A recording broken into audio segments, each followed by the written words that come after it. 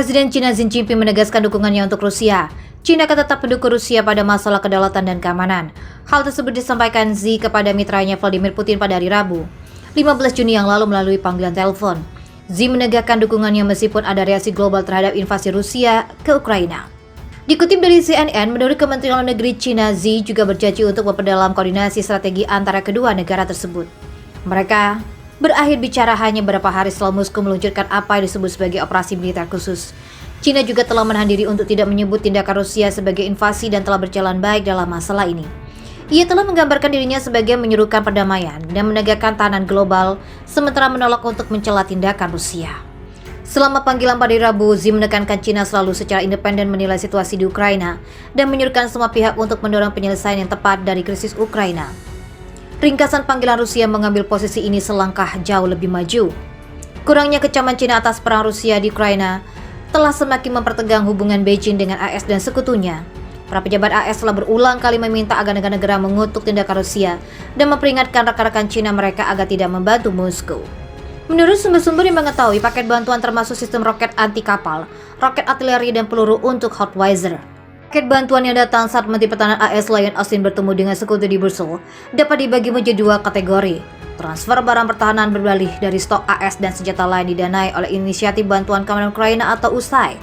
Sebuah program terpisah disahkan secara Kongres. 3 sumber yang mengetahui rinciannya mengatakan bahwa satu paket sekitar 350 juta US dollar diharapkan mencakup lebih banyak roket atau multi-launch rocket system. Paket kedua diperkirakan berjumlah lebih dari 650 juta US dollar dan didanai menggunakan USAI, dapat mencakup peluncuran rudal anti kapal Harpoon berbasis darat, radio aman, penglihatan malam, dan pelatihan. Ukraina mendesak Amerika Serikat dan negara-negara barat lainnya untuk pengiriman cepat senjata dalam menghadapi tekanan yang meningkat dari pasukan Rusia di wilayah Donbas Timur. Alexandra Utisova, seorang anggota parlemen Ukraina, mengatakan kepada wartawan di sebuah acara yang diselenggarakan oleh Donald Marshall, Jerman. Pada bulan Mei, pemerintah Biden mengumumkan rencana untuk memberikan sistem roket artileri mobilitas tinggi M142 Ukraina setelah menerima jaminan dari Kiev bahwa mereka tidak akan menggunakannya untuk mencapai target di dalam wilayah Rusia. Biden melakukan syarat itu untuk mencoba menghindari eskalasi perang Ukraina.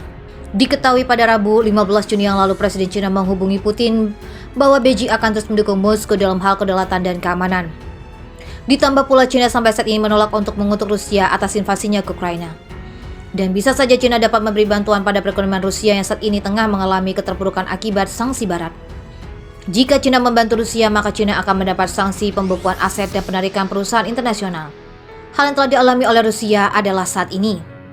China pun sampai saat ini belum menentukan keterpihakannya antara Rusia atau ke Ukraina. Sebelumnya China telah menyatakan keprihatinan atas konflik di Ukraina, namun menolak menyebutkan sebagai invasi untuk mengutuk Rusia. Hal ini dikarenakan China mempunyai hubungan erat baik dengan Rusia maupun Ukraina. Dan itulah yang membuat China tidak bisa mengambil keputusan. Cross juga menambahkan bahwa saat ini China bukan hanya dihadapkan keterpihakan pada Rusia atau Ukraina, tetapi juga pada Amerika Serikat. Sekarang dalam situasi di mana pada dasarnya mungkin menemukan dirinya atau China dalam perang proksi dengan Amerika Serikat. Namun masalah lain pun timbul jika China mendukung Rusia. Amerika Serikat dan dunia akan merasakan dampaknya.